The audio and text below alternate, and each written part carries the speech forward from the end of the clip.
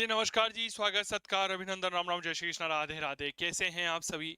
स्वागत है एक बार फिर से आपका फर्स्ट ग्रेड पीजीटी इतिहास विषय के परिप्रेक्ष्य में। आज हम बात कर रहे हैं अमेरिकी क्रांति के महत्वपूर्ण प्रश्नोत्तरी की।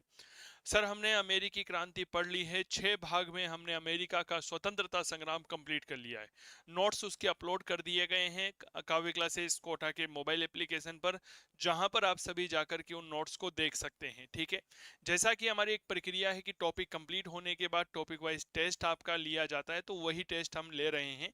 चलिए शुरुआत करते हैं। पहला प्रश्न, Sons of Liberty and Daughters of Liberty नामक संगठनों का संबंध रहा है फ्रांस की क्रांति से, इटली के एकीकरण से, अमेरिका के स्वतंत्रता संग्राम से, रूस की क्रांति से। और अनुत्तरित प्रश्न है, बताइए Sons of Liberty and Daughter of Liberty यानी कि स्वतंत्रता के पुत्र और स्वतंत्रता की पुत्रियां, इसका संबंध कहां से रहा है। देखो मामला क्या है।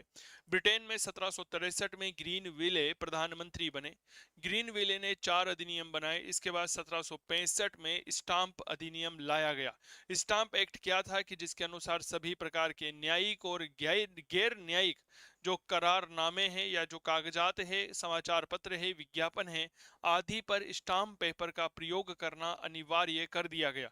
बेसिकली ये स्टाम्प पेपर जो था ना, यह ब्रिटिश सरकार के द्वारा ही तैयार किया जाता था। और आपको यह बात पता होगा, क्या बात पता होनी चाहिए, कि जब अगर हम आज भी किसी डाक विभाग से स्टाम्प पेपर खरीदते हैं ना, तो उसके लिए हमें पैसा देना पड़ता है। तो अमेरिका के नागरिक जो है ब्रिटेन से इस तरह का स्टाम्प खरीदा करते थे और इसके बदले में वह ब्रिटेन को पैसा देते थे। परिणाम स्वरूप इसी के विरोध में अमेरिका के स्वतंत्रता संग्राम में Sons of Liberty and Daughters of Liberty आया था। 1765 ईस्वी में क्या बनाया गया, तो भैया याद रखना जी, स्टाम्प एक्ट पारित किया गया। स्टाम्प एक्ट का जो विरोध किया गया, इसका मूल केंद्र बिंदु बोस्टन हुआ करता था। क्लियर हो गई। सन्स ऑफ लिबर्टी जो है वह गलियों में नारे लगाया करते थे, क्योंकि इसमें लड़के हुआ करते थे। वहां स्टाम्प बेचा जाता था जहां पर यह दंगे कर दिया करते थे। वहीं डॉटर्स ऑफ लिबर्टी ने शांति से अपना लक्ष्य प्राप्त करने का प्रयास किया। उन्होंने घरेलू उद्योगों में तीव्रता ला दी और अपने ही हिसाब से वह कपड़े का निर्माण करने लगी थी। तो सन्स ऑफ लिबर्टी और डॉटर्स ऑफ लिबर्टी का संबंध अमेरिकी स्वतंत्रता संग्राम से है। 1765 में स्टाम्प एक्ट लाया गया था। बताओ भाई, क्या ये बात क्लियर हो गई? चलिए जी, अगला प्रश्न देखिए। निम्नलिखित बुद्धिजीवियों में से अमेरिकी स्वतंत्रता संग्राम के संदर्भ में किसने कहा था कि या तो मुझे मृत्युदंड दे दो या स्वतंत्रता दे दो? Patrick Henry, Thomas Paine, James Otis, Samuel Adams. अनुत्तरित प्रश्न है, बताओ किसने यह बात कही थी कि या तो मुझे स्वतंत्रता दे दो या फिर मृत्युदंड दे दो? बताओ भाई, यह बात किसने कही थी कि या तो मुझे स्वतंत्रता दे दो या, मेरे प्यारे साथियों याद रखिएगा, मुझे मृत्युदंड दे दो? यह कथन पैट्रिक हेनरी का है। पैट्रिक हेनरी वर्जीनिया का रहने वाला था। 23 मार्च 1775 को जब रिचमंड में दूसरे वर्जीनिया कन्वेंशन का आयोजन किया गया, तो पैट्रिक हेनरी ने यह बात कही थी कि या तो मुझे स्वतंत्रता दे दो या मृत्यु दंड दे दो। पैट्रिक हेनरी कहाँ का रहने वाला था? याद रखना भैया, वर्जीनिया का रहने वाला था पैट्रिक हेनरी दिखता कैसा है? मैं बेसिकली प्रत्येक बात जो है ना, वह इमेज के साथ दिखाता हूं। यह है सर पैट्रिक हेनरी की तस्वीर, आप देख लीजिए। यह है पैट्रिक हेनरी महोदय, जिन्होंने यह बात कही थी अमेरिकी स्वतंत्रता संग्राम के दौरान कि या तो मुझे स्वतंत्रता दे दो या फिर मृत्युदंड दे दो। यह अमेरिका के रहने वाले थे। कहाँ के रहने वाले थे? याद रखिएगा, यह अमेरिका के रहने वाले थे। चलो जी, अगला प्रश्न आप सभी के लिए ये रहा। संयुक्त राज्य अमेरिका में स्थापित होने वाली पहली अंग्रेज बस्ती का नाम क्या था? संयुक्त राज्य अमेरिका में स्थापित होने वाली पहली अंग्रेज बस्ती न्यू जर्सी थी, न्यूयॉर्क थी, जॉर्जिया थी, जेम्स टाउन थी, या अनुत्तरित प्रश्न है? जवाब दीजिए।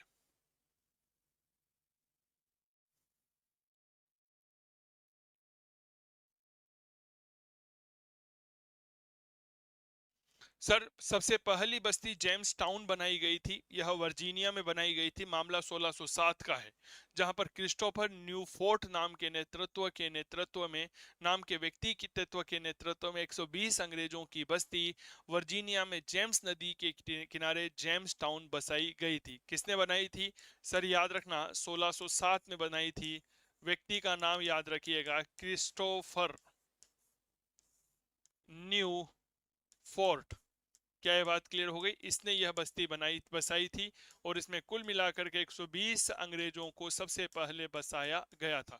अगर मैं वर्तमान की बात करता हूं कि यह जेम्स टाउन जो है वह कैसी दिखती है, तो सर जेम्स टाउन जो है सेंट ऑगस्टाइन तो है मेरे पास, जेम्स टाउन का चित्र तो अवेलेबल नहीं है, कोई बात नहीं है, ठीक है। तो जेम्स टाउन बस्ती 1607 में क्रिस्टोफर न्यू फोर्ट ने स्थापित की थी। अगला प्रश्न, अमेरिकी स्वतंत्रता संग्राम के दौरान पहली महाद्वीपीय कांग्रेस का आयोजन कहाँ किया गया था? Philadelphia, California, Georgia, Boston? अनुत्तरित प्रश्न है। पहली महाद्वीपीय कांग्रेस का आयोजन जो है वह कहाँ किया गया था, बताओ। देखिए सर, पहली महाद्वीपीय कांग्रेस जो है ना, यह सितंबर के महीने से यानी कि 5 सितंबर से शुरू होती है। 5 सितंबर 1774 से लेकर के 22 अक्टूबर 1774 तक रहती है। इसमें कुल मिलाकर के 13 उपनिवेशों में से 12 उपनिवेशों के 56 प्रतिनिधियों ने भाग लिया था। एक प्रतिनिधि, एक उपनिवेश जिसने भाग नहीं लिया था, उसका नाम जॉर्जिया था। क्लियर हो गई? तो याद रखिएगा, यह 5 सितंबर से लेकर के कहीं ना कहीं 22 अक्टूबर, तारीख याद रहेगी ना, याद रखना, 22 अक्टूबर 1774 को आयोजित की गई थी। आयोजित होने वाली जगह थी फिलाडेल्फिया। कौन सी जगह थी? याद रखिएगा जी, फिलाडेल्फिया थी। यहां पर आयोजित किया गया। 13 में से 12 उपनिवेशों के, कितने उपनिवेश थे? तो भैया याद रखना, 12 उपनिवेशों के, 12 उपनिवेशों के 56 प्रतिनिधियों ने भाग लिया था। प्रतिनिधियों ने भाग लिया था। प्रतिनिधियों ने भाग लिया। क्लियर हो गई? एकमात्र जो उपनिवेश नहीं आया था उसका नाम था जॉर्जिया। जॉर्जिया ने इसमें भाग नहीं लिया था। क्लियर हो गई? तो भाई साहब, यह फिलाडेल्फिया में आयोजित की गई थी। क्लियर हो गई क्या बात? हाँ या ना का जवाब दीजिए। कई सारे उपनिवेशों से अलग अलग प्रतिनिधि यहाँ पर भाग लेने के लिए आए थे। अगला, 18वीं शताब्दी में अमेरिका के अंग्रेज उपनिवेश शासित थे। स्थानीय असेंबली द्वारा, जिसे योग्य मतदाताओं के द्वारा निर्वाचित किया गया था। ब्रिटेन द्वारा प्रत्यक्ष सीमा सीधा शासन था। स्थानीय असेंबली द्वारा, जिसमें स्वतंत्र शासक थे। स्थानीय सामंत प्रमुख थे। अनुत्तरित प्रश्न है। 18वीं शताब्दी में जो अमेरिका के उपनिवेश थे यह शासित थे। इनके ऊपर किसका शासन हुआ करता था? बहुत आसान सा जवाब है। ऑनलाइन कोर्स लेने के लिए आप काव्य क्लासेस कोटा का मोबाइल एप्लीकेशन डाउनलोड कर सकते हैं। कांता जी राधे राधे, बहुत बहुत स्वागत है आपका। नमस्कार भाई। जितने विद्यार्थी हैं, पूजा, नीलेश, नितेश, मुकेश हमारे बीच में जुड़ चुके हैं, दीपक है, सरिता है हमारे बीच में, बहुत अभिनंदन भाई। जितने भी प्यारे प्यारे साथी हैं, बहुत अभिनंदन। सर याद रखना, यह ब्रिटेन के द्वारा प्रत्यक्ष रूप से इनके ऊपर सीधा शासन किया जाता था। आप याद करिए। लेकिन जब प्रारंभ में अमेरिकी उपनिवेशों पर ब्रिटिश सरकार शासन करती थी, तो ब्रिटिश सरकार किसी भी प्रकार का हस्तक्षेप अमेरिकी उपनिवेशों पर नहीं करती थी। इसे सैल्यूटरी नेग्लेक्ट की नीति कहा जाता था। क्या ये बात क्लियर हो गई क्या? क्योंकि यह क्लास ऐप पर भी जाएगी, ये ऐप पर तो जा ही रही है, लेकिन यह क्लास यूट्यूब पर भी जाएगी, इसीलिए प्रचार प्रसार भी जरूरी है। क्या ये बात क्लियर हो गई? अगली बात लिखिएगा। हाँ, नीति लिख दे रहा हूं, याद करिए मैंने कौन सी नीति बताई थी भैया? सैल्यूटरी नेग्लेक्ट की नीति बताई। नेग्लेक्ट, इसका मतलब क्या होता है? हिंदी में कहते हैं हस्तक्षेप की नीति। हस्तक्षेप की नीति। क्या ये बात क्लियर हो गई? सैल्यूटरी नेग्लेक्ट, हस्तक्षेप की नीति। अगला, अंग्रेज सैनिकों और उपनिवेशों के मध्य कौन सा युद्ध 17 जून 1775 को लड़ा गया था? अंग्रेज सैनिकों और उपनिवेशों के बीच में चार्ल्स टाउन का युद्ध, सारागोटा, बंकर हिल, कॉनकार्ड और लेक्सिंगटन की लड़ाइयां? और अनुत्तरित प्रश्न है। बहुत बढ़िया प्रश्न है, कृपया जवाब दीजिएगा। अंग्रेज सैनिकों और कहीं न कहीं उपनिवेशों के बीच में 17 जून 1775 को कौन सा युद्ध लड़ा गया था? जवाब दीजिए।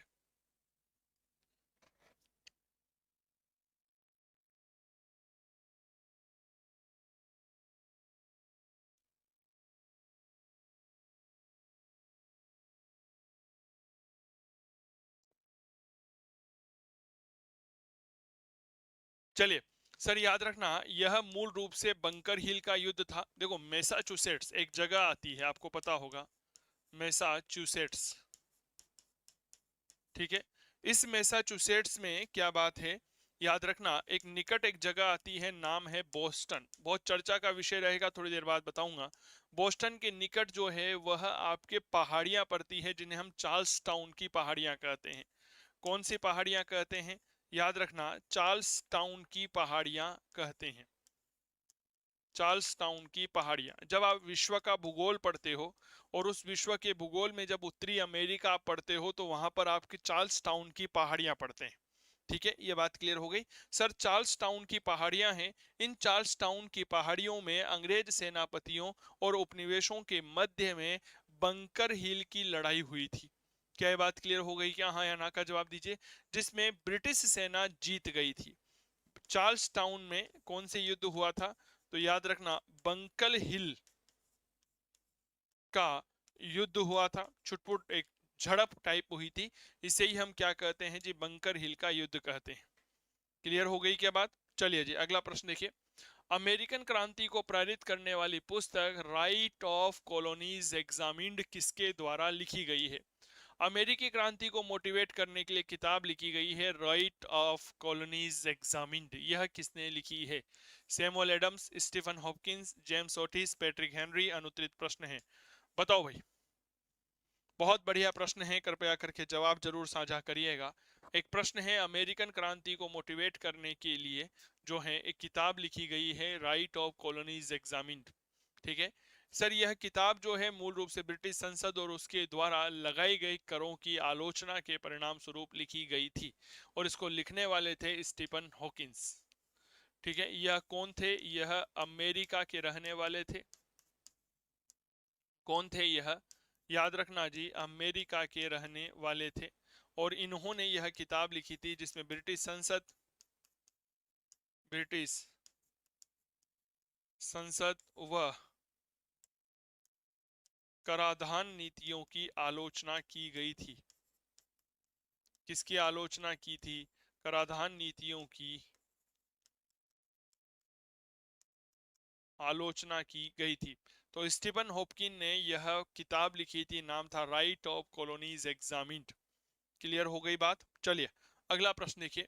कॉलोनी जिसने प्रथम महाद्वीपीय कांग्रेस में भाग नहीं लिया। अभी हमने बताया कि पहली महाद्वीपीय कांग्रेस, फर्स्ट कॉन्टिनेंटल कांग्रेस का आयोजन 5 सितंबर 1774 से लेकर 22 अक्टूबर 1774 को किया गया था। अमेरिका के 13 उपनिवेशों में से 12 उपनिवेश इसमें भाग लेते हैं और इनके 56 प्रतिनिधि इसमें आते हैं। क्या ये बात क्लियर हो गई। तो सर किसने भाग नहीं लिया था, मेरीलैंड ने, कनेक्टिकट, वर्जीनिया, जॉर्जिया। अनुत्तरित प्रश्न है, बताओ भाई। बहुत बढ़िया विचार है, बहुत बढ़िया प्रश्न है, कृपया जरूर जवाब साझा करिएगा। याद रखिएगा जॉर्जिया ने भाग नहीं लिया था। क्लियर हो गई, जॉर्जिया ने भाग नहीं लिया था। मेरे दिमाग में एक विचार आ रहा है, ये केवल यूट्यूब वाले विद्यार्थियों से पूछूंगा मैं, कि मैं आने वाले समय में आप लोगों के लिए फर्स्ट ग्रेड पीजीटी एग्जाम के लिए, यूजीसी नेट एग्जाम के लिए, राजस्थान असिस्टेंट प्रोफेसर एग्जाम के लिए कुछ टेस्ट सीरीज लाने का एक योजना बना रहा हूं। तो आपकी क्या विचार है आप लोगों का, क्या ऐसा किया जाना चाहिए, हाँ या ना का जवाब जरूर साझा करिएगा। ठीक है, क्या ऐसा किया जाना चाहिए कि हाँ सर एक टेस्ट सीरीज लाई जाए और वो बेहतरीन हो, ऑथेंटिक हो, जिसमें प्रत्येक पक्ष प्रश्न की डिटेल एक्सप्लेनेशन आपको मिले। हैं जी, मैं ऐसा विचार कर रहा हूं, एक बार कमेंट करके जरूर बताइएगा। जितने भी इतिहास प्रेमी मेरे विद्यार्थी हैं, मैं उन सबसे पूछना चाह रहा हूं, net JRF, assistant professor, Rajasthan school lecturer, first year PGT आदि परीक्षाओं के लिए इतिहास विषय की शानदार टेस्ट सीरीज। क्योंकि जब कोई भी व्यक्ति सब्जेक्ट पढ़ाता है ना, तो उसे एक अलग लेवल पर जाकर के सब्जेक्ट की चर्चा करनी होती है। हाँ या ना का जवाब जरूर साझा करिएगा। तो एक बार मुझे अपनी राय जरूर बताएं। चलिए, निम्नलिखित में से कौन अमेरिकन बस्तियों और उसके संस्थापकों में सही सुमेलित नहीं है। Maryland, Lord Baltimore, Georgia, James Edward Oglethorpe, Pennsylvania, William Penn, Connecticut, Roger William. अनुत्तरित प्रश्न है, अमेरिकन बस्तियों के साथ जो है वह कौन सुमेलित नहीं है। यह बहुत बढ़िया प्रश्न है, कृपया जरूर जवाब साझा करिएगा।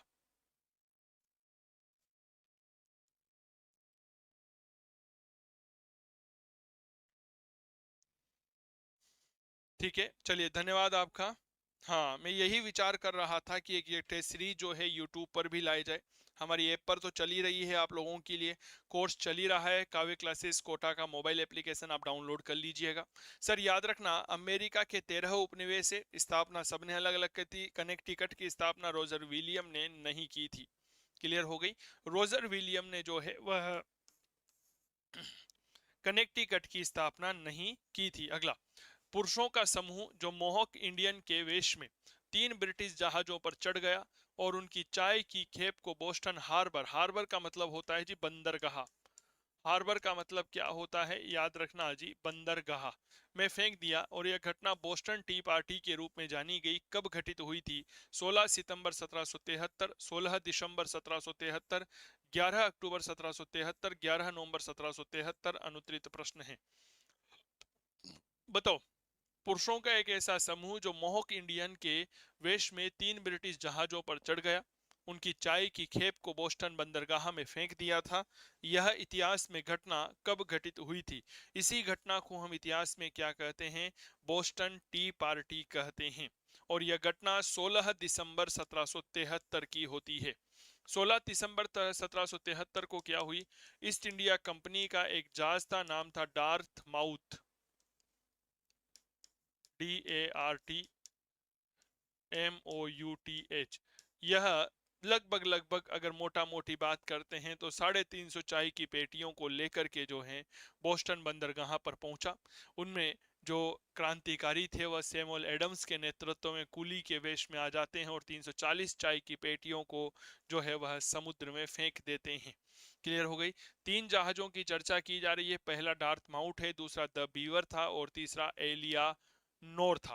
क्लियर हो गए। 3 जहाज थे, डार्थ माउथ हो गया, नंबर 2 द बीवर हो गया, ये जस्टिन बीवर का भाई है, जस्टिन तीतर, ये बात याद रखिएगा। और एक हो गया एलिया नोर, एलिया नोर। क्लियर।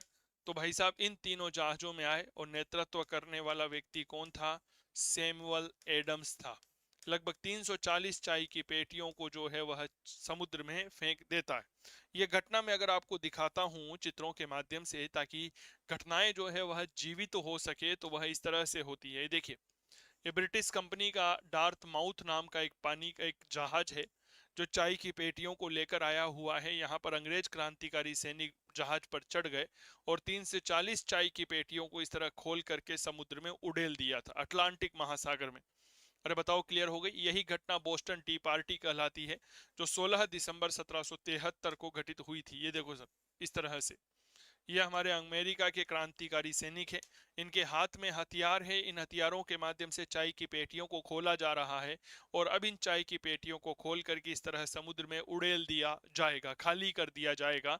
यह मूल रूप से ब्रिटिश सरकार के लिए एक चेतावनी थी कि खबरदार, अगर हमारे खिलाफ किसी भी प्रकार के कानून बनाए तो हम इसी तरह आपके कानूनों की अवहेलना करेंगे और आपकी वस्तुओं को बर्बाद कर देंगे। क्या ये बात क्लियर हो गई? मैसाचुसेट्स का इस समय जो राज्यपाल था उसका नाम थॉमस हचिनसन हुआ करता था। क्लियर हो गई। यह घटना क्या कहलाती है? तो भैया यह घटना कहलाती है बोस्टन टी पार्टी। कब हुई थी? 16 दिसंबर सन 1773 को यह घटना घटित हुई थी। क्लियर हो गई क्या बात? यह हमने पढ़ी। और इस समय मैसाचुसेट्स का जो राज्यपाल था उसका नाम थॉमस हचिनसन था। क्लियर। चलिए जी, अगला, निम्नलिखित में से कौन सी पुस्तक थॉमस पेन के द्वारा नहीं लिखी गई है? The Rights of Man, the Age of Reason, Common Sense, Reflection on the Revolution in France. और अनुत्तरित प्रश्न है, थॉमस पेन अमेरिकी क्रांति का एक बहुत बड़ा बुद्धिजीवी कहा जाता है कि अमेरिकी क्रांति में लोगों को जागरूक करने का काम थॉमस पेन ने ही किया था। क्या ये बात क्लियर हो गई? ब्रिटिश मूल का अमेरिकी राजनीतिक और कार्यकर्ता था। अमेरिका के स्वतंत्रता संग्राम में महत्वपूर्ण भूमिका का निर्वहन किया था। क्लियर हो गई। सर देखो, राइट ऑफ मैन इनकी रचना है, द एज ऑफ रीजन है, कॉमन सेंस है। लेकिन यह reflection on the Revolution in France जो है वह थॉमस पेन की रचना नहीं है। यह पुस्तक एडमंड बर्क ने लिखी है। किसने लिखी है? तो भैया याद रखना, इस पुस्तक की रचना करने वाले एडमंड बर्क नाम का व्यक्ति होता है। क्लियर। अगला प्रश्न देखिए, अमेरिकी स्वतंत्रता संग्राम प्रारंभ होने से पूर्व निम्नलिखित ब्रिटिश नेता ने अमेरिकी कॉलोनियों पर से सभी करों को समाप्त करने की सलाह दी? William Pitt, Lord North, Edmund Burke, Grenville. अनुत्तरित प्रश्न है। भाई साहब, जब आग लग चुकी है उस परिस्थिति में आप कहें कि जाओ बाजार जाकर के जो है आग बुझाने का सामान खरीद लाओ, तो जब तक वो सामान लाया जाएगा तब तक तो आग लग चुकी होगी और आपके घर को बर्बाद कर चुकी होगी। क्या मैं ठीक कह रहा हूं क्या? ठीक इसी प्रकार की एक सलाह अब ब्रिटेन के एक राजनेता ने दी कि भाई स्वतंत्रता संग्राम शुरू हो चुका है ना, होने वाला है, आप इन करों को समाप्त कर दो, कोई मतलब नहीं है, वो ठंडे पानी के छींटे मारने जैसा है, जितने छींटे मारोगे उतनी ही गर्माहट आएगी। यह बात विलियम पिट ने कही थी। किसने कही थी? विलियम पिट ने यह सलाह दी थी। थोड़ा सा विलियम पिट के बारे में बात करना चाहूंगा। विलियम पिट जो है एक ऐसा व्यक्ति था जो 24 वर्ष की उम्र में ब्रिटेन का प्रधानमंत्री बन गया था। 24 वर्ष की उम्र में क्या बन गया था? तो याद रखना जी, ब्रिटिश प्रधानमंत्री बन गया था। यह नाम क्या है? विलियम पिट है। अगला प्रश्न देखिए, किसने लिखा है कि अमेरिकी क्रांति ने फ्रांस में क्रांति की नींव डाली है? यह बात किसने कही है? क्या बात कही है कि अमेरिकी क्रांति ने फ्रांस में क्रांति की नींव डाली है? Benjamin Franklin, Arthur Young, Madame Campan, सेवेलियन डे पासी। अनुत्तरित प्रश्न है। आप लोग एक बार इस सवाल का जवाब दीजिए, मैं पानी की बोतल लेकर के आता हूं।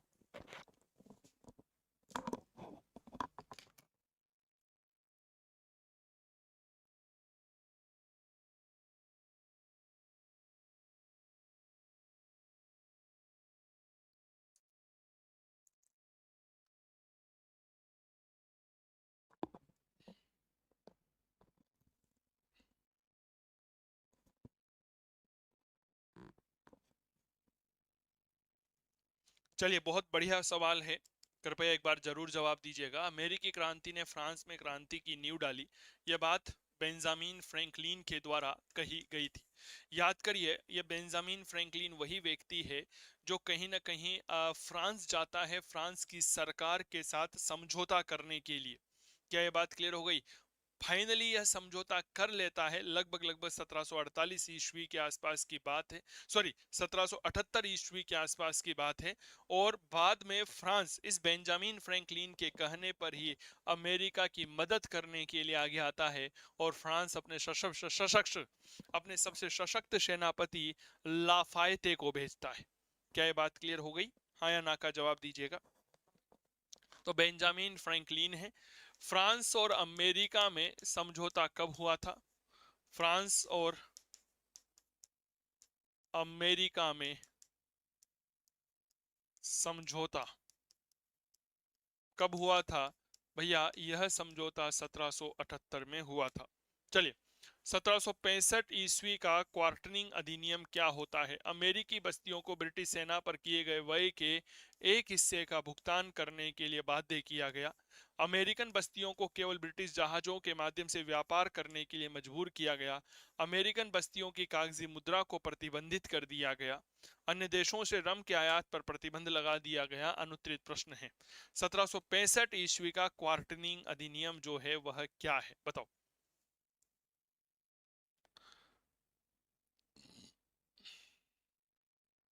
बहुत बढ़िया प्रश्न है।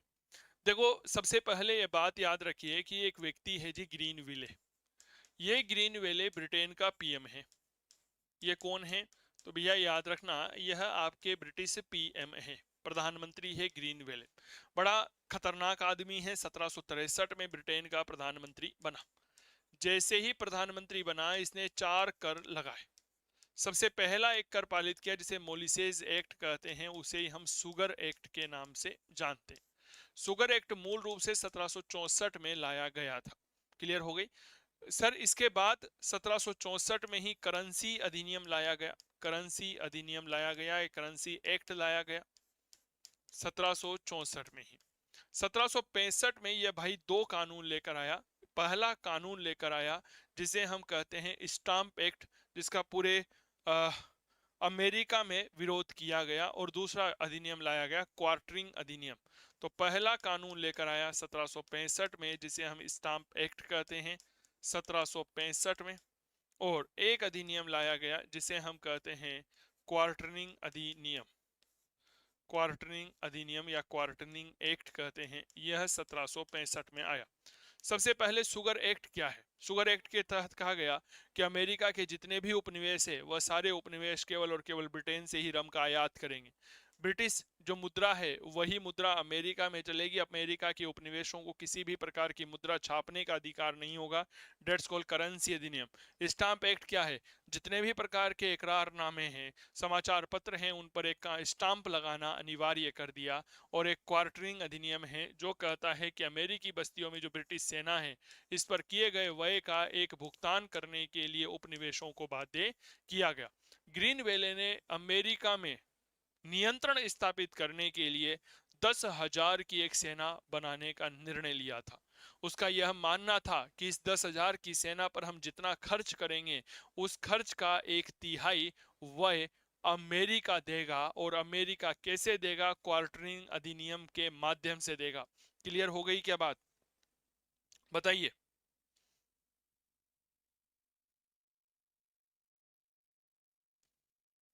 चलिए आगे बढ़े। तो ये बात याद रखना, इसी को हम क्या कहते हैं जी? क्वार्टरिंग अधिनियम कहते हैं। ठीक है, तो अमेरिकन बस्तियों को ब्रिटिश सेना पर किए गए व्यय के एक हिस्से का भुगतान करने के लिए बाध्य किया गया। राइट्स ऑफ मैन, एक मानव के अधिकार, किसने लिखी थी? स्पेंसर, जेसमिल, थॉमस पेन, मार्क्स ने लिखी। अनुत्तरित प्रश्न है, बताओ भाई, राइट ऑफ मैन किसने लिखी है?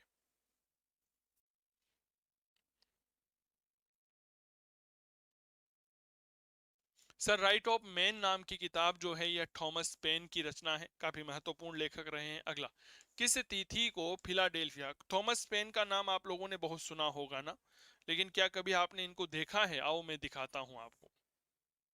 ये है सर थॉमस पेन, देख लो, ऐसे दिखते हैं थॉमस पेन। ठीक है, ये है थॉमस पेन जिन्होंने right of man, common sense जैसी बाहरी किताबों की रचना की है। इस नवरात्रि के पावन पर्व पर आप सभी के लिए चंदू सर की क्लास मोबाइल एप्लीकेशन के इतिहास विषय के सभी ऑनलाइन कोर्सेज पर 30 और 31 मार्च को चैत्र नवरात्रि का महाबचत ऑफर लेकर आ रहा हूं मैं। तो इतिहास के सभी कोर्सेज पर वैलिड रहेगा, जिसमें 50% तक की डिस्काउंट और 3 महीने की अतिरिक्त वैधता आपको सभी कोर्सेज पर दी जाएगी। यहाँ पर आरपीएससी फर्स्ट ग्रेड इतिहास विषय का कोर्स है, हिस्ट्री फाउंडेशन का कोर्स है। बहुत से विद्यार्थी कहते हैं कि सर अब हमें एक ऐसा कोर्स चाहिए जिसमें हम केवीएस की तैयारी कर लें, एनवीएस की कर लें, डीट्रिपल की कर लें, राजस्थान फर्स्ट ग्रेड की, एमपी यूपी, यानी कि जहां भी इतिहास विषय की पीजीटी होता है उसे। तो ये फाउंडेशन कोर्स उन विद्यार्थियों के लिए है। विश्व इतिहास का है, प्राचीन भारत, मध्यकालीन, आधुनिक भारत है। टेस्ट सीरीज है टॉपिक वाइज, सबसे बड़ी विशेषता टेस्ट सीरीज टॉपिक वाइज होने वाली है। इसके अलावा कुछ विद्यार्थी कहते हैं सर आपके नोट्स बड़े शानदार होते हैं। मैंने कहा भाई उसकी भी पीडीएफ नोट्स के लिए कोर्स अवेलेबल करवा दिया गया है। तो फिर देरी किस बात की, आज ही गूगल प्ले स्टोर से डाउनलोड करिए चंदू सर की क्लास मोबाइल एप्लीकेशन। बाकी किसी भी प्रकार की असुविधा होने पर आप हमारी हेल्पलाइन नंबर पर संपर्क कर सकते हैं जो 8802060952 होने वाले हैं। तो चलिए मिलते हैं आप सभी से चंदू सर की क्लास मोबाइल एप्लीकेशन पर। नमस्कार, आप सभी को नवरात्रि की बहुत बहुत शुभकामनाएं। धन्यवाद। क्लियर? चलिए जी, बहुत बढ़िया। अगला प्रश्न देखिए, किस तिथि को फिलाडेल्फिया में एकत्र प्रतिनिधियों ने स्वतंत्रता की घोषणा का अनुमोदन किया था? 4 जुलाई 1776, 24 जून 1776, 24 जुलाई 1776, 4 जून 1776। अनुत्तरित प्रश्न। सर इसे हम स्वतंत्रता का घोषणा पत्र भी कहते हैं। ठीक है, थॉमस जेफरसन के नेतृत्व में समिति बनाई गई थी, उसी ने इस स्वतंत्रता की घोषणा का अनुमोदन किया था। यह घटना है मेरे दोस्त, याद रखिएगा, 4 जुलाई 1776 की है। इसीलिए अगर आपको पता हो तो जो 4 जुलाई की तारीख है, इस 4 जुलाई की तारीख को हम क्या मनाते हैं? अमेरिका का स्वतंत्रता दिवस मनाते हैं। अमेरिका का स्वतंत्रता दिवस मनाते हैं सर। कब मनाते हैं जी? 4 जुलाई को मनाते हैं। तो 4 जुलाई 1776 को फिलाडेल्फिया में पहला सम्मेलन हुआ। और इसी समय जो है 4 जुलाई को ही क्या आयोजित किया गया था? सॉरी माफी चाहूंगा, पहला सम्मेलन नहीं था। 4 जुलाई जो है, 4 जुलाई जो है, इस 4 जुलाई को अमेरिका में जो है वह स्वतंत्रता की घोषणा की गई। 4 जुलाई 1776 की वह घटना है। क्लियर? चलिए, लिख लिया? आगे बढ़ो भाई साहब। अमेरिका के स्वतंत्रता संग्राम से संबंधित अधोलिखित घटनाओं पर विचार कीजिए। यॉर्कटाउन में ब्रिटिश जहाज ब्रिटिशों की पराजय, बोस्टन टी पार्टी, महाद्वीपीय कांग्रेस, बोस्टन नरसंहार। उपयुक्त घटनाओं का उचित कालक्रम क्या होगा? 1 4 2 3, 1 2 3 4, 1 2 4 3, 4 2 3 1। अनुत्तरित प्रश्न है, जवाब दीजिए। यहाँ पर कुछ घटनाएं घटित हुई और इन घटनाओं का कालक्रम आपको सजाना पड़ेगा। कई बार ये सवाल आप लोगों के पूछ लिया जाता है, इसीलिए मैं अपने अक्सर विद्यार्थियों को कहता हूं कि भैया विश्व इतिहास में आप क्या किया करो, सबसे लास्ट में इस तरह से एक चार्ट बनाएं। इस चार्ट में सबसे पहले तो आप दिनांक लिख लो और दिनांक लिख करके यहाँ पर लिख लीजिए घटना। क्लियर हो गई? दिनांक लिखिए, घटना लिखिए, ताकि आप जो हैं उनको बेहतरीन तरीके से अपने कर्तव्य का निर्वहन कर सके। फिर अगर परीक्षा में इस तरह से कोई प्रश्न आ जाता है तो उसे आप बहुत अच्छे से कर सकते हैं। बताइए। देखो साहब, सबसे पहले अगर इन घटनाओं को देखते हैं तो बोस्टन में नरसंहार हुआ था ब्रिटिश सैनिकों और बोस्टन वासियों के बीच में, जिसमें 5 बोस्टन वासी मारे गए थे। यह घटना 5 मार्च 1770 की है। 5 मार्च 1770 की यह घटना है। इसके बाद अगली महत्वपूर्ण घटना बोस्टन टी पार्टी होती है 16 दिसंबर सन 1773। 16 दिसंबर सन 1773। इसके बाद महाद्वीपीय कांग्रेस होती है 5 सितंबर 1774 से लेकर के 22 अक्टूबर 1774 से। 5 सितंबर से 22 अक्टूबर 1774। फिर इसके बाद यॉर्क टाउन में ब्रिटिश साम्राज्य की पराजय होती है अक्टूबर 1781। ठीक है, 19 अक्टूबर की तारीख होती है, 1781 का वह दिन होता है। तो देखिए सबसे पहले हमारे यहाँ पर क्या हुआ, बोस्टन हुआ यानी कि 4 हो गया। फिर हो गया भैया बोस्टन टी पार्टी यानी कि 2 हो गया। फिर महाद्वीपीय कांग्रेस और फिर यॉर्क टाउन में ब्रिटिश पराजय। 4 2 3 1। तो सही जवाब होगा जी आपके ऑप्शन नंबर डी। क्लियर हो गया? Option number D. तो इसे हम क्या कहते हैं जी, हमारे अमेरिका की क्रांति के रूप में महत्वपूर्ण घटनाओं के रूप में इंगित करते। क्लियर हो गई? अच्छा, ये काम आप कर लोगे ना? जितने ऐप में इस समय विद्यार्थी देख रहे हैं सभी हाँ या ना का जवाब दीजिए। थंबनेल करिए, आप थंब करिए, थंबनेल नहीं थंब करिए कि हाँ सर हम इस तरह का एक चार्ट बना लेंगे। ठीक है ना? हमारे विश्व इतिहास में ऐप में जो है। अच्छा एक बात और सुनो, जो विद्यार्थी इस क्लास को यूट्यूब पर देखेंगे ना, उनके मन में एक विचार आ रहा होगा कि सर हमने जो क्लासें लेंगे फिर उनका क्या होगा। अरे मेरे वीर योद्धाओं, मेरी वीरांगनाओं, मेरे मास्टरों, मेरी मास्टरनियों, जो क्लासेज हो चुकी है ना वह आपको रिकॉर्डेड फॉर्मेट में मिल जाएगी। क्लियर हो गई? और जो चलेगी वह लाइव आप देख ही सकते हो, तो फिर घटना किस बात की आप आराम से कर सकते हो। बाकी देखो, अगर किसी भी प्रकार की कोई तनाव वाली स्थिति आती है ना कि सर हमें सपोर्ट चाहिए, तो मेरे दोस्त 24x7 मेरा मोबाइल नंबर आप लोगों के लिए 24 घंटे चालू है। हमारी हेल्पलाइन 24 घंटे चालू है। आप कभी भी कॉल या मैसेज कर सकते हैं। डेट्स कॉल 8802 060952। ठीक है ना? आप इस पर हमें कभी भी संपर्क करके बात कर सकते हो। कभी अगर बाई चांस मैं आपका कॉल नहीं उठा पाता हूं तो घबराने की आवश्यकता नहीं है, आप मुझे बाद में भी मैसेज कर सकते हैं। मैं जब भी फ्री होऊंगा आपको कॉल बैक कर लूंगा। तो ये हमारी हेल्पलाइन है। आप हमारा कोर्स कहाँ से ले सकते हो, तो याद रखिएगा, आप डाउनलोड करेंगे काव्य क्लासेस कोटा का मोबाइल एप्लीकेशन। ठीक है, काव्य क्लासेस कोटा का मोबाइल एप्लीकेशन जो है वह MOBILE मोबाइल ऐप आप डाउनलोड करेंगे और आप यह कोर्स परचेज कर लेंगे। क्लियर हो गई? संपर्क सूत्र के लिए आप 8802060952 का प्रयोग करें। और अगर आप जैसे टेस्ट सीरीज वगैरह लेना चाहते हैं, इंडिविजुअल कोर्स लेना चाहते हैं, तो आप चंदू सर की क्लास मोबाइल एप्लीकेशन का डाउनलोड करेंगे। क्लियर हो गई? चलिए जी, अगला प्रश्न। एक प्रश्न है आप सभी के लिए कि अमेरिगो वेस्पूची नामक नाविक ने किस देश की खोज की थी? इटली, अमेरिका, इंग्लैंड, रूस और अनुत्तरित प्रश्न है। अमेरिगो वेस्पूची, भाई साहब आपने इसका नाम बहुत सुना होगा। यह है सर अमेरिगो वेस्पूची। देख लो, इसी अमेरिगो वेस्पूची के नाम पर अमेरिका का नाम जो है वह क्या रखा गया था? याद रखिएगा, वह रखा गया था अमेरिका। ठीक है, अमेरिगो वेस्पूची के नाम पर ही लिखा गया था अमेरिका। इसकी जो रचना होती है उसे हम अमेरिकन्स कहते हैं। इसकी रचना क्या है, तो याद रखना इसकी रचना होती है अमेरिकन्स, और इसी के नाम पर इसे क्या नाम दिया गया था, अमेरिका दिया गया था। क्लियर हो गई। एक जर्मन भूगोलवेत्ता था, ये बात याद रखना। इस नए महाद्वीप का नाम अमेरिगो के नाम पर अमेरिका रखा गया। ठीक है, एक जर्मन भूगोलवेत्ता ने, ठीक है, उसने यह नाम रखा था। मुरू के स्पेन की महारानी इसाबेला ने इसे भेजा था। यह बात थोड़ा सा याद रखना। आगे बढ़े, अगला प्रश्न। निम्नलिखित में से कौन अमेरिका की स्वतंत्रता की घोषणा की मसौदा तैयार करने वाली समिति का सदस्य नहीं था? George Washington, Sherman, Jefferson, Franklin और अनुत्तरित प्रश्न। अभी मैंने कहा, क्या कहा कि सर 4 जुलाई 1776 को, तारीख याद रखना भैया, 4 जुलाई 1776 को अमेरिकी स्वतंत्रता का घोषणा पत्र तैयार किया गया। एक 5 सदस्यीय समिति थी, वह 5 सदस्यीय क्या थी, समिति थी जिसने यह मसौदा तैयार किया था। इसमें कौन शामिल नहीं था, बताओ।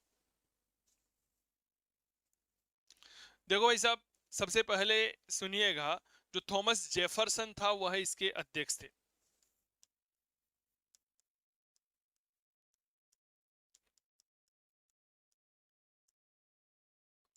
थॉमस जेफरसन क्या थे, इसके अध्यक्ष थे। इसमें एक सदस्य हुआ करते थे, नाम था बेंजामिन फ्रैंकलिन। बेंजामिन फ्रैंकलिन वही है जिन्होंने अमेरिकन फिलोसॉफिकल सोसाइटी की स्थापना करी थी। रॉबर्ट सरमन, लिविंगस्टोन, ठीक है, इसके अलावा जॉन एडम्स, ठीक है, जॉन एडम्स, ठीक है, ये भी इसमें सदस्य हुआ करते थे, जॉन एडम्स। ठीक है, तो लिविंगस्टोन हो गया, सरमन हो गया, जॉन एडम्स हो गया, बेंजामिन फ्रैंकलिन हो गया, ये सदस्य थे। जॉर्ज वॉशिंगटन का नाम इसमें नहीं आता है। ठीक है, जॉर्ज वॉशिंगटन कौन है, तो भैया याद रखना, अमेरिका में जो महाद्वीपीय सेना बनाई गई थी जिसे हम कॉन्टिनेंटल आर्मी कहते हैं, उसके यह सेनापति थे। अमेरिका में जब नई सरकार बनी तो उस नई सरकार में पहले राष्ट्रपति का पद जो है वह किसे दिया गया था, जॉर्ज वॉशिंगटन को ही दिया गया था। जॉर्ज वॉशिंगटन को इनकी धैर्य निष्ठा के कारण रेफेवियस कहा जाता है। रेफेवियस का तात्पर्य होता है एक ऐसा सेनापति जो युद्ध को लंबा खींचता है और अपने शत्रु को थका करके पराजित कर देता है, उसे रेफेवियस कहा जाता है। ठीक है, तो जॉर्ज वॉशिंगटन याद रखिएगा। 3 बातें, सबसे पहली बात, महाद्वीपीय महाद्वीपीय सेना के सेनापति थे सर, यह क्लियर हो गई। इसके अलावा अगर मैं बात करूं तो यह अमेरिका के पहले राष्ट्रपति हैं, अमेरिका के प्रथम राष्ट्रपति हैं यह।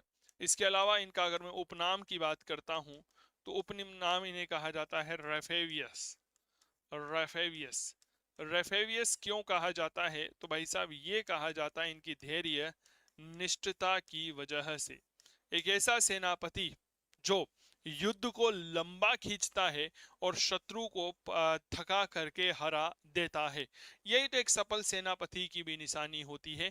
जीवन, स्वतंत्रता, सुखानुकरण, ठीक है, जीवन, स्वतंत्रता और सुखानुकरण किसका तथ्य है, अमेरिकी स्वतंत्रता की घोषणा पत्र का, सोवियत नागरिकों के अधिकार, यूनाइटेड स्टेट्स का संविधान, भारत के संविधान की उद्देशिका और अनुत्तरित प्रश्न है। बताओ साहब।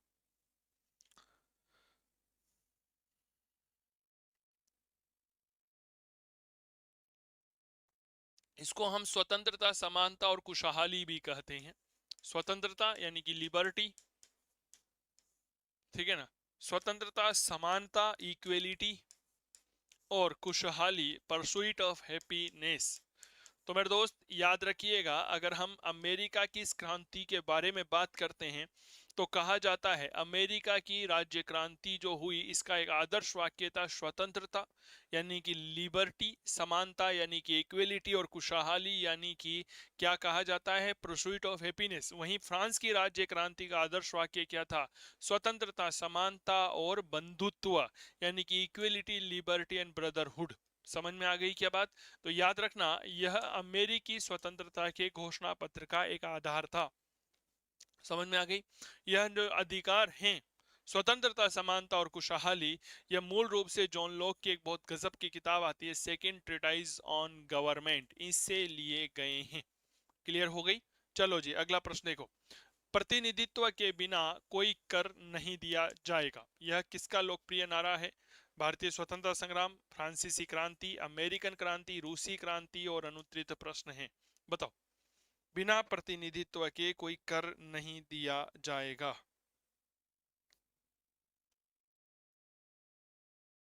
बताओ सर।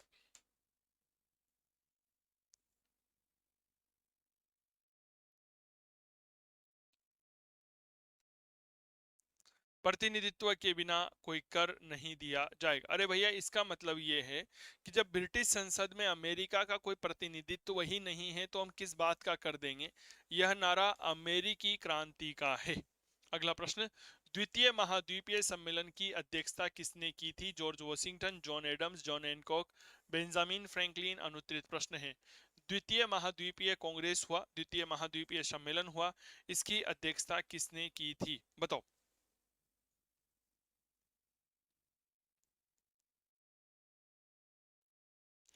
10 मई 1775 को द्वितीय 10 मई 1775 को द्वितीय महाद्वीपीय सम्मेलन का आयोजन फिलाडेल्फिया में किया गया था। सभी 13 उपनिवेश इसमें भाग लेते हैं और इसके अध्यक्ष हुआ करते थे जॉन हैनकॉक। क्लियर हो गई ये बात? याद रखना इसी में कहीं ना कहीं मेरे दोस्त एक महत्वपूर्ण घटना घटित हुई। घटना क्या हुई कि जो स्वतंत्रता की घोषणा पत्र था उसको प्रस्तुत किया गया। मेरे दोस्त न्यूयॉर्क को छोड़ करके सभी उपनिवेशों ने अपना समर्थन दिया था। इसकी भी चर्चा करूंगा आगे की क्लास में। अमेरिकी स्वतंत्रता की घोषणा कब हुई थी? 10 जुलाई 1776 को हुई थी। 14 जुलाई 1776, 4 जुलाई 1773, उपयुक्त में से कोई नहीं और अनुत्तरित प्रश्न है। बताओ। अमेरिका की स्वतंत्रता की जो घोषणा है, the declaration of freedom of America, यह कब हुई थी? बहुत बढ़िया प्रश्न है। याद करिए मैंने कहा अभी कि इसमें से 5 महत्वपूर्ण लोग थे। पहला व्यक्ति का नाम आता है आपके थॉमस जेफरसन जो अध्यक्ष थे। इसके अलावा शर्मन आता है, लिविंगस्टोन आता है, बेंजामिन फ्रैंकलिन आता है, जॉन एडम्स आता है। क्लियर हो गई? इन्होंने अमेरिका की स्वतंत्रता के घोषणा पत्र का मसौदा तैयार किया था। तो याद रखना जी 4 जुलाई 1776 को हुई थी साहब। क्लियर हो गई? थॉमस जेफरसन की अध्यक्षता में 5 सदस्यीय एक आयोग तैयार किया गया था। कैसी लग रही है वे क्लास? मजा आ रहा है ना? विश्व इतिहास सर, मेरा एक उद्देश्य होता है कि जो अमेरिका की क्रांति मैंने आप लोगों को पढ़ाई है वह सारी की सारी अमेरिका की क्रांति जो है यह 50, 60 या 70 मिनट की जो ये क्लास होती है एमसीक्यू की, इसमें पूरी हो जाए। मेरी बात बहुत अच्छे से समझने की कोशिश करिएगा। इसीलिए मुझे याद किया जाता है। आप लोगों का प्रेम और स्नेह जो है वह इसी तरह बना रहे और आप करते रहें इतिहास की बात चंदू जैन के साथ। चलिए जी अगला प्रश्न देखिए। अमेरिकी क्रांति के समय ब्रिटेन का राजा कौन था? ग्रीनवेले, रॉकिंगम, लॉर्ड नॉर्थ, जॉर्ज तृतीय। अनुत्तरित प्रश्न है। कल ही बताया था सर, जब अमेरिकी क्रांति हुई इस समय ब्रिटेन का प्रधानमंत्री लॉर्ड नॉर्थ हुआ करता था। क्या हुआ करता था? लॉर्ड नॉर्थ हुआ करता था। जबकि अगर मैं सम्राट की बात करता हूं तो याद रखना जेट्स कॉल जॉर्ज तृतीय। क्लियर हो गई? अमेरिका के स्वतंत्रता संग्राम को जॉर्ज तृतीय का निजी युद्ध कहा जाता है। क्यों कहा जाता है जी अमेरिका? क्योंकि यह भाई जो है ना जॉर्ज तृतीय, यह अमेरिका के स्वतंत्रता संग्राम में कुछ ज्यादा ही रुचि लेने लग गया था। क्लियर हो गई क्या बात? चलिए अगला प्रश्न। अक्टूबर 1765 में स्टाम्प एक्ट के विरोध में स्टाम्प एक्ट कांग्रेस का अधिवेशन कहां आयोजित हुआ? फिलाडेल्फिया में, न्यूयॉर्क, बोस्टन, वर्जीनिया। अनुत्तरित प्रश्न है। स्टाम्प एक्ट कांग्रेस कहां आयोजित की गई थी? 9 उपनिवेशों ने इसमें भरपूर भाग लिया था। क्लियर हो गई क्या बात? सर यह आयोजित किया गया था न्यूयॉर्क में। कितने उपनिवेशों ने भाग लिया था? तो भैया याद रखना जी 9 उपनिवेशों ने भाग लिया था। 9 उपनिवेशों ने क्या किया था? तो मेरे दोस्त इसमें भाग लिया था। निम्नलिखित में से कौन सा ग्रीनवेले के द्वारा उपनिवेशों को प्रभावित करने वाले अधिनियमों में नहीं था। Sugar Act, Quartering Act, Stamp Act, Woollen Act. अनुत्तरित प्रश्न। भाई साहब, ग्रीन वेले ने कुछ अधिनियम पारित किए। 1763 में प्रधानमंत्री बना था। 1764 में 2 कानून लाया। 1765 में 2 कानून लाया। 1764 में पहला लेकर आया था भैया शुगर एक्ट। आपको पता होगा, अभी थोड़ी देर पहले हमने चर्चा करी थी। एक लेकर आया जी करेंसी एक्ट। क्लियर हो गई। 1765 में 2 लेकर आया। एक का नाम था स्टाम्प एक्ट और एक का नाम था क्वार्टरिंग अधिनियम या क्वार्टरिंग एक्ट। तो भैया वूलन एक्ट यानी कि जो आपके क्या बोलते हैं ऊन का अधिनियम जो है वह यह लेकर के नहीं आया था। क्लियर हो गई क्या बात? तो ये चीजें थोड़ा सा याद रखा। 1765 में ग्रीन वेले ने त्यागपत्र दे दिया था। ठीक है। और इसके बाद रॉकिंगम जो है वह ब्रिटेन का अगला प्रधानमंत्री बना था जिसने इस स्टाम्प कानून को रद्द कर दिया था। क्लियर हो गई। करेंसी कानून के बारे में मैंने आपको पहले ही बता दिया कि करेंसी कानून जो है यह क्या होती है। इस कानून के तहत अमेरिकन उपनिवेश जो हैं उनमें दूसरे देशों के साथ प्रचलित जो हुंडी थी या जो कागजी मुद्रा थी उन पर रोक लगा दी गई और कहा गया कि भैया केवल और केवल अंग्रेजी मुद्रा का ही प्रयोग करना। यह तो तानाशाही हो गई। टाउन सेड की कर योजना, वित्त मंत्री था भाई साहब टाउन सेड। इनमें कौन सा शामिल नहीं है? रंग, सीरा, चाय, कागज। अनुत्तरित प्रश्न है, बताओ टाउन सेड की कर योजना में क्या शामिल नहीं होता है? बताओ। देखो, रॉकिंगम, सबसे पहले तो ये बात याद रखिएगा। ठीक है, लिखो पहले तो इसको जवाब दीजिए।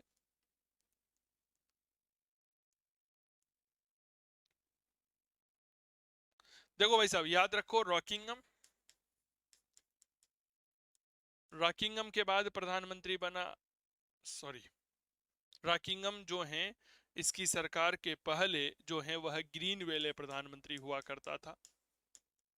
ग्रीन वेले के बाद प्रधानमंत्री रॉकिंगम, रॉकिंगम के बाद प्रधानमंत्री बना विलियम पिट। विलियम पिट का अर्थ मंत्री हुआ करता था आपके टाउनसेट। और इसके बाद प्रधानमंत्री बना लॉर्ड नॉर्थ। इस लॉर्ड नॉर्थ के समय अमेरिकन क्रांति हुई। विलियम पीट जो है मेरे प्यारे साथियों, इसका जो वित्त मंत्री हुआ करता था, इस वित्त मंत्री का नाम आता है जी टाउनसेट, चार्ल्स टाउनसेट। पूरा लिख लो। टाउनसेट ने 1767 में कुछ कर लगा दिए। मूल रूप से 5 वस्तुओं पर कर लगाए गए थे। विद्यार्थी कहते हैं सर ये 5 वस्तुएं हमें याद नहीं होती है। तो भैया सबसे पहले होता है जी, देखो इस तरह से समझिए, सबसे पहले होता है शीशा। शीशा यानी कि कांच। जब कांच से हमारा, हम देखो कांच को अगर एक गलत तरीके से आप उपयोग करते हैं तो उससे उंगली कटने का पूरा डर रहता है, रहता ही नहीं रहता। और जब उंगली कट जाती है तो खून आ जाता है। और खून कौन से रंग का होता है जी? लाल रंग का होता है रंग। और हम याद करो बचपन में जब खून आ जाया करता था तो हम कागज लगा लिया करते थे। तो ये लो भाई साहब कागज। अब किसी के लग गई, उस पर कागज लगा दिया, तो उसको प्रेम से हम क्या पिलाते हैं जी? चाय पिलाते हैं। चाय पिलाकर के उसको 2-5 रुपए देकर के यानी कि धातु के सिक्के देकर के क्या रवाना कर देते हैं जी? उसको रवाना कर देते हैं। तो टाउनसेट ने 1767 में, माफी चाहूंगा 1767 में 5 वस्तुओं पर कर लगाया था। 1767 में क्या लगाया? 5 वस्तुओं पर कर लगाया, जिसमें आपके शीरा शामिल नहीं था। और रंग था, चाय था, कागज था, धातु था। इसके अलावा, धातु के अलावा एक बात और याद रखना, यह आपके शीशा था। क्लियर हो गई क्या बात? चलो जी अगला प्रश्न देखो। अच्छा देखो ये सैंपल है जी, जैसे अमेरिकी क्रांति है, अमेरिकी क्रांति का पार्ट 2 है जो आपके सामने है। वर्जीनिया के बाद क्या हुआ? Sons of Liberty, Stamp Act Congress. अभी थोड़ी देर पहले हमने बात की थी कि न्यूयॉर्क में आयोजित की गई थी। 9 उपनिवेशों के 37 प्रतिनिधियों ने भाग लिया था। अध्यक्ष टिमोथी एगल्सन हुआ करता था। इसी सम्मेलन में जेम्स ओटिस को जो है सम्मेलन की आत्मा कहा गया। नारा दिया जेम्स ओटिस ने, प्रतिनिधित्व के बिना कर नहीं दिया जाएगा। रोकिंगम सरकार, डिक्लेमेटरी अधिनियम, विलियम पिट, चार्ल्स टाउनसेट की कर योजना। 1767 में 5 वस्तुओं पर कर लगाए, सीसा, रंग, कागज, चाय और धातु। अभी बताए ना मैंने। और इसके बाद अमेरिका में विरोध, बोस्टन की हमने घटना देखी 5 मार्च 1770। अमेरिकी क्रांति का तात्कालीन कारण, लॉर्ड नॉर्थ अगला प्रधानमंत्री बनता है जिसने चाय पर फिर से कर लगा दिया था। इसके बाद बोस्टन टी पार्टी, मैंने बताया बोस्टन में जो डिक्लेमेटरी अधिनियम था उसके बारे में चर्चा करी। इंटॉलरेबल अधिनियम है। महाद्वीपीय कांग्रेस है, हमने फिरतम फिलाडेल्फिया कांग्रेस की चर्चा करी जो 5 सितंबर को हुई, दूसरी 10 मई को हुई, तीसरा जून 1776 में हुई थी। पहली जो है 5 सितंबर को 1774 को हुई थी, जॉर्जिया को छोड़ करके 12 उपनिवेशों ने भाग लिया। लेक्सिंगटन हत्याकांड 19 अप्रैल 1775 को है। द्वितीय महाद्वीपीय कांग्रेस जो है 10 मई 1775 को हुई फिलाडेल्फिया में। इसका अध्यक्ष जो है जॉन हैनकॉक था, है ना। ओलिव ब्रांच पिटीशन जो है ये बात हमने लिखी, जॉन एडम्स लिखी। 4 मई को स्वतंत्र दिवस लिखा, जॉर्ज वॉशिंगटन के नेतृत्व में महाद्वीपीय सेना। ब्रिटिश सम्राट जॉर्ज तृतीय ने विद्रोही घोषित कर दिया। अमेरिकी स्वतंत्रता संग्राम हुआ। तृतीय महाद्वीपीय कांग्रेस बाल्टीमोर में हुआ था। अमेरिकी स्वतंत्रता का घोषणा पत्र 4 जुलाई 1776, इसीलिए 4 जुलाई को अमेरिकी स्वतंत्रता दिवस। इसका प्रारूप तैयार किया 5 सदस्य थे, Thomas Jefferson, Benjamin Franklin. American philosophical society की स्थापना करी जॉन एडम्स, जॉर्ज सरमन और रॉबर्ट आर लिविंगस्टोन। अमेरिकी क्रांति के घोषणा पत्र के 4 मूल आधार समानता, स्वतंत्रता और खुशहाली। क्लियर हो गई क्या बात। अमेरिकी स्वतंत्रता संग्राम की कुछ प्रमुख घटनाएं, बंकर हिल का युद्ध, सारगोटा का युद्ध है। ये सारी घटनाएं भाई साहब हमने बताई। वर्जीनिया यॉर्क टाउन का युद्ध पड़ा, पेरिस की संधि हुई, इसमें क्या क्या प्रावधान किया गया, अमेरिका का संविधान क्या है इसके बारे में हमने आपको बताया, और किस प्रकार अमेरिकी स्वतंत्रता संग्राम में जॉर्ज वॉशिंगटन का महत्वपूर्ण योगदान रहा। भाई साहब ऐसे ही नहीं पढ़ाता हूं, ये बात याद रखना। ऑप्शनल सब्जेक्ट हर कोई नहीं पढ़ा सकता। इतिहास पढ़ाते हुए आज 8 साल हो गए हैं मुझे। मेरी खुद की इतिहास की किताब चलती है सन 2013 से। क्या ये बात क्लियर हो गई। इसके अलावा अभी पीएचडी कर रहा हूँ आरयू से। तो हमारे यूट्यूब चैनल को सब्सक्राइब करना मत भूलिएगा, ठीक है ना, क्योंकि उसको पैसा नहीं लगता है जी। चैनल ऐसा सब्सक्राइब करिए ना जो आपके फायदे का हो। क्या मैं ठीक कर रहा हूं क्या। चैनल ऐसा ज्वाइन करिए जहां पर शिक्षक गुणवत्ता युक्त हो, वरना आजकल तो जो है भाई साहब शिक्षकों की और लेखकों की बाढ़ आई हुई है। क्या मैं ठीक कर रहा हूं। आ जाओ जी अगला प्रश्न। अमेरिकी क्रांति के समय अमेरिकन का ब्रिटिश से युद्ध में निम्नलिखित में से किस देश ने प्रत्यक्ष रूप में भाग नहीं लिया था। France, Spain, Holland, Sweden. अनुत्तरित प्रश्न है, बताओ भाई।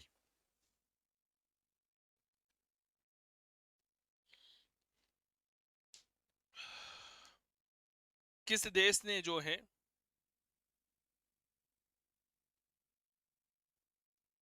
भाग नहीं लिया था। देखो भाई साहब, अमेरिका में सबसे पहले भाग लेने वाला देश था फ्रांस। बेंजामिन फ्रैंकलिन जो है वह फ्रांस जाता है। 1777 में फ्रांस की सरकार के साथ समझौता कर लेता है, तो फ्रांस 1778 में जो है अमेरिका का सहयोग देने के लिए राजी हो जाता है। फ्रांस को देखा देखी स्पेन भी कहता है जी मूवी आ रही हूँ भाई साहब, रुक जाइए पाछे पाछे।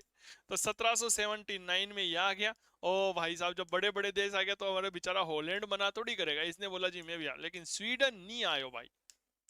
स्वीडन जो है ना ये कतई नहीं आया, जरा सो भी नहीं आयो कि भाई हाँ मुंह आ जाऊं ना, भाई बिल्कुल भी नहीं आया। रूस, डेनमार्क, पुर्तगाल, स्वीडन ने भी हथियार बंद तटस्थता की संघ की स्थापना करी थी 1780 में। तो एक नाम याद रखना, रूस, डेनमार्क।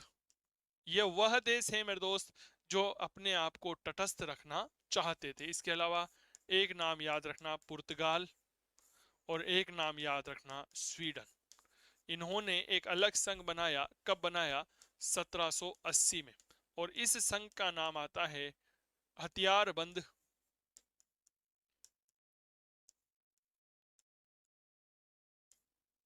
हथियार बंद, बंद है ना, बंद नहीं है, हथियार बंद तटस्थता संघ की स्थापना कर ली कि भैया हम तो किसी भी प्रकार का हथियार ही उपयोग नहीं कर रहे हैं, क्योंकि हमारा तो उद्देश्य क्या है, हथियारों को बिल्कुल बंद होना चाहिए जी, कंप्लीट रूप से। समझ में आ गई क्या बात। तो इसीलिए अच्छा ये प्रश्न अब डायरेक्ट बनेगा कि बताओ अमेरिकी क्रांति के दौरान रूस, डेनमार्क, स्वीडन और पुर्तगाल ने मिलकर के कौन सा संघ बनाया था, हथियार बंद तटस्थता संघ की स्थापना करी थी। क्लियर हो गई क्या बात। कब करी थी, 1780 में करी थी। फ्रांस 1778 में आ गया, स्पेन 1779, हॉलैंड 1780 में आ गया था। बोस्टन हत्याकांड जो है यह कब हुआ, 16 दिसंबर 1770, 5 मार्च 1770, 5 जून 1770, 16 अप्रैल 1770, और अनुत्तरित प्रश्न है बताओ भाई, बोस्टन हत्याकांड जो है वह कब हुआ था? बहुत बढ़िया। विद्यार्थियों को सामान्य तौर पर इसी तरह से समस्याएं आती है, लेकिन जब आपके सामने एक बहुत शानदार मेंट्योर हो तो फिर समस्याएं नजरअंदाज हो जाती है। सर याद रखना, 5 मार्च 1770 को बोस्टन हत्याकांड हुआ था। 5 बोस्टन वासी मारे गए थे। अमेरिकी बस्तियों का नाम संयुक्त राज्य अमेरिका जो है वह कब अस्तित्व में आया? सितंबर 1783, अक्टूबर 1783, मार्च 1783, अगस्त 1783 और अनुत्तरित प्रश्न है। बताओ भाई साहब। अमेरिकी बस्तियों का नाम संयुक्त राज्य अमेरिका जो है वह कब आया था?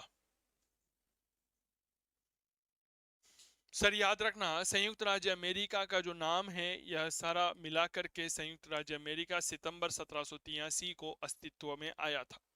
वैसे तो इसका नाम अमेरिका जो है ये वॉल्ट सी मूलर ने रखा था, अमेरिगो वेस्पुची के ग्रंथ अमेरिकन्स के नाम पर।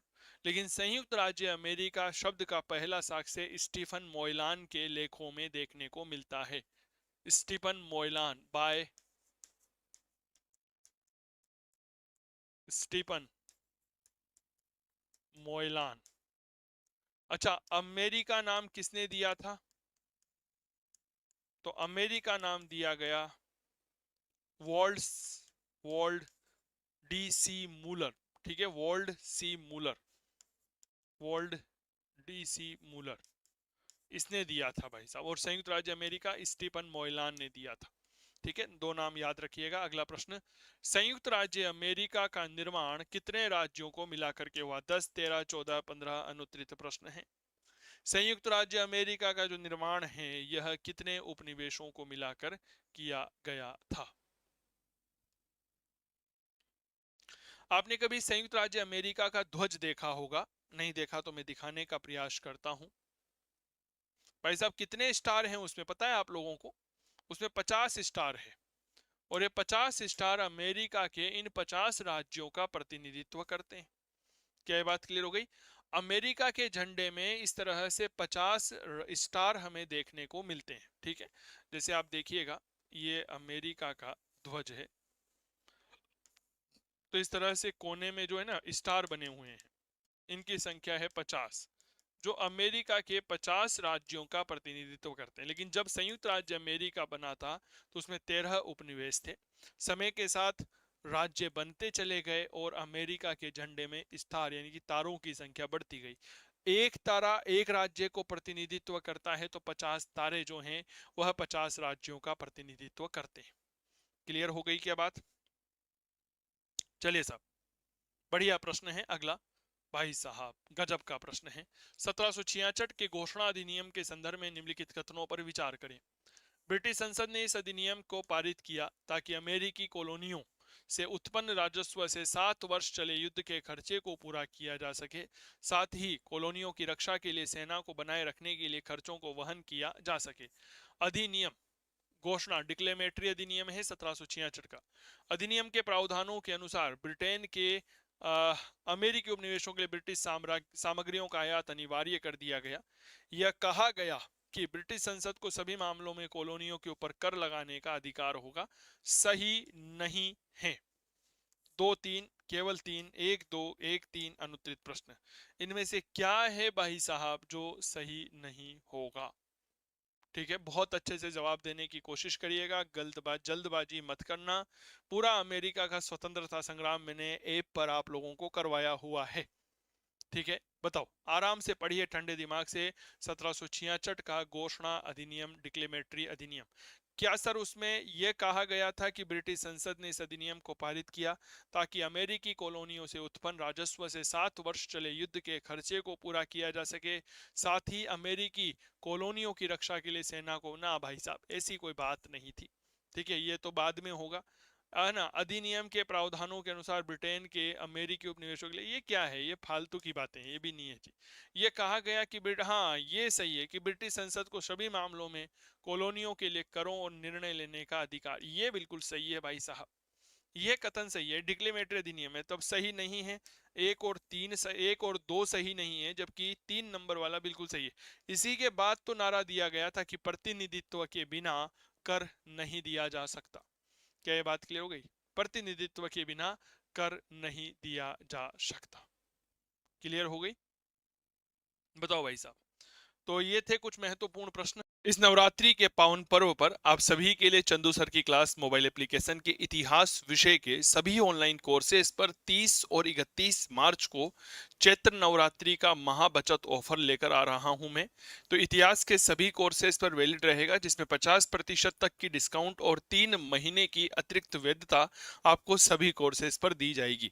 यहाँ पर आरपीएससी फर्स्ट ग्रेड इतिहास विषय का कोर्स है, हिस्ट्री फाउंडेशन का कोर्स है। बहुत से विद्यार्थी कहते हैं कि सर अब हमें एक ऐसा कोर्स चाहिए जिसमें हम केवीएस की तैयारी कर लें, एनवीएस की कर लें, डीट्रिपल्एसबी की कर लें, राजस्थान फर्स्ट ग्रेड की, एमपी यूपी, यानी कि जहां भी इतिहास विषय की पीजीटी होता है उसे। तो ये फाउंडेशन कोर्स उन विद्यार्थियों के लिए है। विश्व इतिहास का है, प्राचीन भारत, मध्यकालीन, आधुनिक भारत है। टेस्ट सीरीज है टॉपिक वाइज, सबसे बड़ी विशेषता टेस्ट सीरीज टॉपिक वाइज होने वाली है। इसके अलावा कुछ विद्यार्थी कहते हैं सर आपके नोट्स बड़े शानदार होते हैं। मैंने कहा भाई उसकी भी पीडीएफ नोट्स के लिए कोर्स अवेलेबल करवा दिया गया है। तो फिर देरी किस बात की, आज ही गूगल प्ले स्टोर से डाउनलोड करिए चंदू सर की क्लास मोबाइल एप्लीकेशन। बाकी किसी भी प्रकार की असुविधा होने पर आप हमारी हेल्पलाइन नंबर पर संपर्क कर सकते हैं, जो 8802060952 होने वाले हैं। तो चलिए मिलते हैं आप सभी से चंदू सर की क्लास मोबाइल एप्लीकेशन पर। नमस्कार, आप सभी को नवरात्रि की बहुत बहुत शुभकामनाएं। धन्यवाद।